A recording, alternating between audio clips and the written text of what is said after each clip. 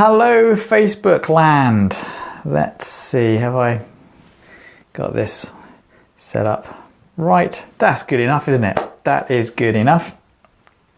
So Facebook is about to build an audience of types, I believe, for me. So we'll sort of send out, scroll to the bottom people, they never get there, do they? They never get there. So here we go. I don't know what order Facebook does this in, because it's not in any order that I'd recognize. It's not in alphabetical order. It's not in the order of people that became friends of mine. Very strange. Okay. So hello, this is Chris Pickard at Body in Balance in Hertfordshire. We're a functional healthcare clinic, which means we look after, well, your body, how it functions, your mind, how it functions, and we get it clean and we get it working optimally for you. And this week we have been talking about thinking right, because this is where everything stems from. If you make the wrong decisions, pretty much everything else is going wrong. Now, it doesn't mean that you've got to start with here, but it sure helps if you've got your mind in the right place. And today's topic is, well, this is possibly the beginning of my book, or in the introduction of the book, okay? Would you like to wake up feeling 10 foot tall and bulletproof? Think and act like a wonderful, warm human being 100% of the time, and be able to physically do whatever you wanted to do whenever you wanted to do it. I mean, who wouldn't? Who wouldn't want to feel 10 foot tall and bulletproof? Now, I got that phrase from a guy called Ken Clem, and Ken Clem I know from network marketing.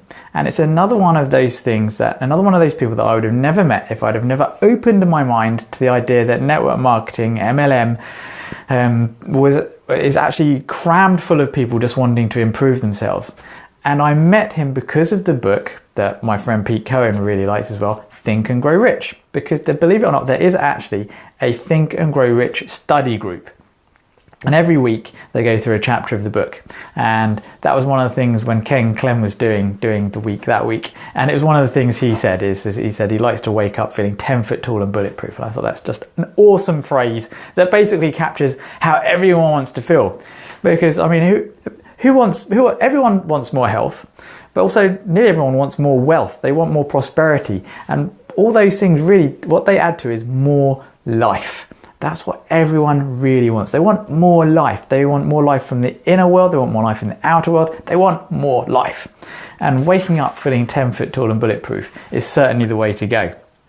And the wonderful, warm human being bit, I got that from Dr. Rakowski when he first met me. And it's one of my proudest moments, is that's what Dr. Bob said I was the first time I met him within a few minutes, just because I gave him a big hug. So that was good. So, how do you become 10 foot tall and bulletproof on the inside? Well, I've got quite a lot of notes today, and this should probably be, well, a whole lifetime of work being 10 foot tall and bulletproof. But I just want to share with you some of the things that I found really useful in building my mental, what's the word I'm looking for? My mental ability to just, no matter what, feel fine and cope with anything, and just take a deep breath and carry on, and no matter what's hitting me. And so I will go through in order of the things that I actually learnt them, I think. And I will, for everyone who has got my email address, last week I actually gave out something to my existing patients. So that's basically people who are my clients who are paying me for my advice. I gave out the innate nutrition to all my clients that requested it. What I'm going to do now is I'm actually going to do for everyone who requests it, who actually has got my email address. And if you haven't got my email address, you have to go to my website, Body in Balance, or the painreliefcenters.co.uk. And there'll be a pop-up box, and sign up, and then you'll have my email address, and then you can email me and request this. Because I first learned a lot about mental toughness, there you go, from a guy called Maxwell Maltz, M-A-L-Z. And Maxwell Maltz was a who was a plastic surgeon. He was one of the first plastic surgeons before it became incredibly popular in Hollywood and America, when basically people became plastic surgeons to fix people's features after horrendous accidents and injuries and attacks. And so what he found back in the 1950s or something, when he first started, and his mother said, "Why are you becoming a plastic surgeon? What a complete waste. No one will ever want that." Well, anyway, he would see so many people that would be convinced, utterly convinced, that the reason that they were not making it in life was because of some kind of physical feature that was disfiguring them and made everyone look at them and made them think, "Oh my word, how can I do this?" So there are salespeople who said that was their job, who were failing because they thought their nose was too big, or their ears were too big, or their eyes were wonky or something, or their mouth, the lips, just all kinds of things. And there were, housewives, and there were businessmen, you name it. There were people that were blaming their looks for their lack of whatever it was. And then what he would do is he would go, "Well, I see hundreds and thousands of, I've seen hundreds and thousands of noses, and your nose isn't really, out of the ordinary, or your ears aren't that much bigger. They're well within normal limits." He'd show people pictures of, look, all the normal noses. And sometimes people's idea of perfection was like, well, really? Okay, that's what you want. But he'd actually spend his time trying to figure out why people wanted sometimes just such tiny changes, barely significant, because they were already fine anyway. And of course he did all the scar work, and he did people, stuff with people with, accidents, injuries, acid burns, things like that. But he was also then fascinated by the fact that once people had these insignificant changes to their features, which were barely susceptible, some of them would then go off and that would be perfect, and their life would change, and they would go out and be a success. And then there would be some people who would do the surgery, and they'd wake up and they'd look in the mirror and you haven't done anything. And he'd actually show them the before and after pictures, saying, "This is what you wanted," and then they'd look and they wouldn't be able to see the difference that had happened, because their problems were so deeply rooted on the internal that they couldn't even see the physical changes on the outside. So, long story short, this led Dr. Maxwell Maltz into developing something called PsychoCybernetics. And it's about the fact that we are all goal-setting machines, and we've got to set ourselves goals and ideals. And he has what he calls the daily dozen attitudes. Now, his entire book, PsychoCybernetics, is just brilliant to read. Everyone should read it. And you can often get it on Amazon for just 1 pence and postage and packaging, because there are millions and millions and millions of copies in circulation. And lots of the world's, like Think and Grow Rich, it's one of those books that so many people who have made it in life have read this book, but just fail to tell other people. So the daily dozen attitudes, I will email this out to anyone that requests it. Basically, you've got to have your own truth. You've got to use your imagination. You've got to be able to relax, because worrying is a waste of life. And practice forgiveness within that. You've got to cultivate a winning feeling, and he has formulas for that. You've got to look at all the good habits. So for us, in My 365, we have the Magnificent Seven. Dedication to happiness. That's right, you actually have to dedicate yourself to happiness. You just can't seek it and sort of enjoy it while it's there. You have to dedicate yourself to being happy. Unmask your true self. See yourself with kind eyes. So that means when you're putting yourself down, when you're, as My 365, as your ducks talking to you, you've actually just got to look, just imagine that you're actually looking at yourself like you're looking at someone you really love, one of your loved ones, someone that you always look on kindly and are always able to give fantastic advice, and you're always going to say, there, it's all okay. Look at yourself with those same eyes that you look at others you care for, because you care for yourself. Compassion, it's even better than gratitude. Accept your weaknesses, because things can go wrong, so you have to live with it. Live through your mistakes. There you go. The man who makes no mistakes does not make anything at all. And that was Bishop G. McGee, apparently. Great name, that one. Be yourself. because this is the only time that your life will have actually any true meaning, as we were talking about earlier this week in My 365. And never retire. That's, again, one of the secrets of life is if there's so many people, they just live to earn money, and then once they've earned their money and they've retired, they have nothing to live for. So you never retire. You've got to find something, so never retire yourself. And there's a huge amount more in PsychoCybernetics, but the daily dozen attitudes. Then what's the next really good thing? Ah, yes, I learned this from James Chestnut. James Chestnut is a chiropractor, like myself and Dr. Bob, and he says when stuff's going, this is more to do with physical illness, okay, rather than mental illness, because so many people get down because they're physical illness and they think there's nothing and nowhere to go, okay. And he says, always remember this, okay? There is always hope. There is not a single identified illness that someone somewhere has not recovered from. If you are alive and willing to take action, healing is possible. Just simple stuff to keep in your mind. And 2, in terms of healing and health, hope and optimism are always more scientific, more logical, and more useful than fear and pessimism. As Maxwell Maltz was saying, worrying, fear, pessimism, they don't actually constructively do anything. Hope and optimism drag you forwards. So there we go. Who else? Oh, and then there's The Code of the Extraordinary Mind, great book to read. And in that there's Kamal Ravikant, who wrote the book Love Yourself Like Your Life Depended Upon It. And I don't think he talks about it in the book, but because I can't remember now, but he certainly talks about it in one of the YouTube broadcasts that he's done.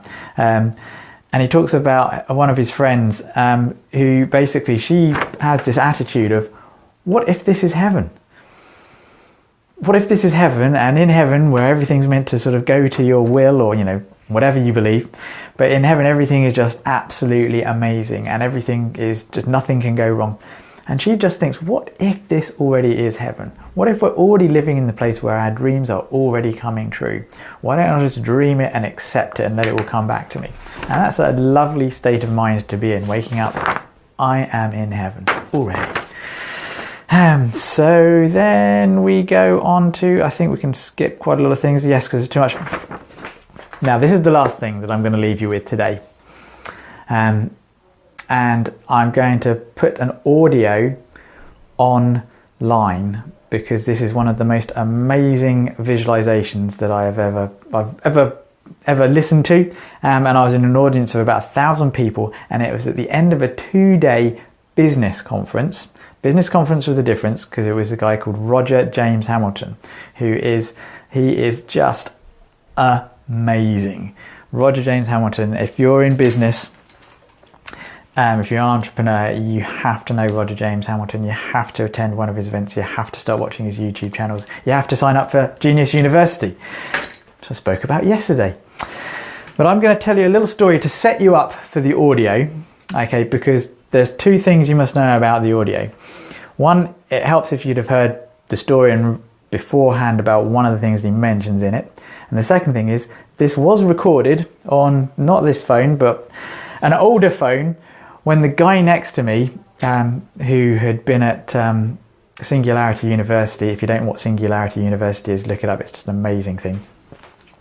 People just thinking about the future of mankind and humanity and existence itself, full of all the biggest thinkers. So anyway, the guy next to me in the audience, he was in Singularity University. He'd heard Roger James Hamilton do this before, and the moment he started, he was like, oh no, I haven't got, can you record this? Can you record this and send it to me, because this is going to be awesome? And as luck was at it, I recorded it. So this is the story beforehand, and it's got nothing to do with mental toughness, but it's an important part of the visualization, okay?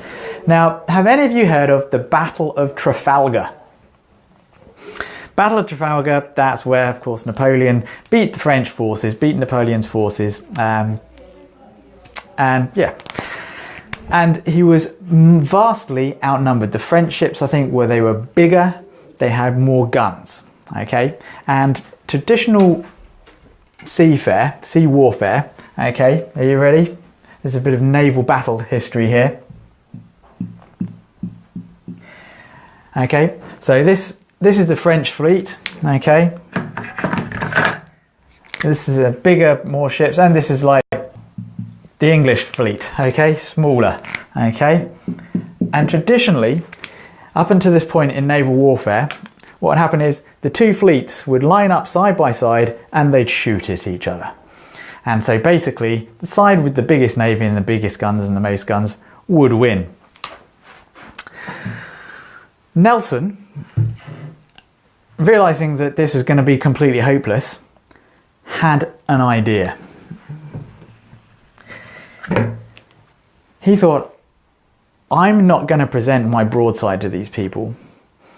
I'm going to give the enemy the smallest possible chance of actually hitting me. I'm going to come on at him in single file. What he actually did was double file. So that basically, most of those ships, they couldn't hit. Then there's only the front ships that could be hit. But what would happen is, as Nelson's fleet came up against the French fleet, they just ploughed through them, decimated the ships either side, immediately split the French forces into 3 groups, and then what they did is they wheeled back and they did it again and again. And basically a much smaller force, by applying a completely different strategy, completely smashed the fleet.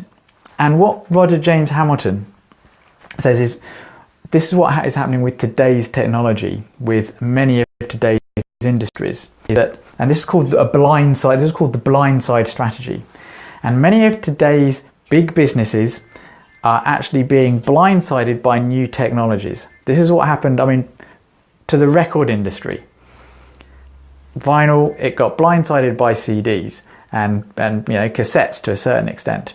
But they still all managed to exist in a little way because they were just they were really just better variations of the same thing. But they got massively blindsided by iTunes and MP3 players. Boom. CDs, everything went. It's all gone digital. So the digital revolution completely changed everything. Encyclopedia Britannica used to be the byword for, you look something up, Encyclopedia Britannica. Google took care of that. And so many different things around the world. The blindside revolution is changing everything. And we need blindside revolutions inside here as well. And this visualization is going to give you the power of a blindside revolution. So I will look to be putting that on SoundCloud or somewhere that I can just stick it up. And remember, it was recorded live with no microphone, just a phone, so it's a bit grainy at first.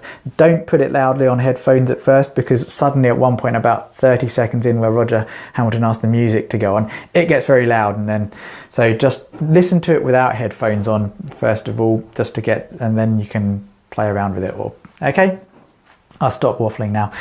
So if you enjoyed all that, please share, and if you would like the probably even just a copy of the notes actually, rather than just the Daily Dozen, then get in contact, email me, go online, and have a fantastic day. And for the My 365ers, later on I will be in My 365, possibly in a minute actually, sharing what I've done and been up to this week as the normal My 365 stuff. Okay, be well everyone, be fantastic.